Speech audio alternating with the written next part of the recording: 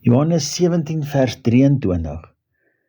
Ek in hulle en u in my, sodat hulle volkome een kan wees, en dat die wêreld kan weet dat u my gestuur het, en hulle liefgehad het, net soos u my liefgehad het, sodat hulle volkome een kan wees.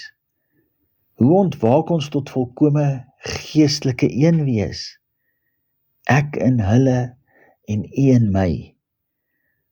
Ons is in Christus omdat Christus in ons is, en die Vader is in ons omdat die Vader in Christus Jesus is. Dit is die koninkryk van God. Die koninkryk van God is waar hy heers. Hy heers in ons.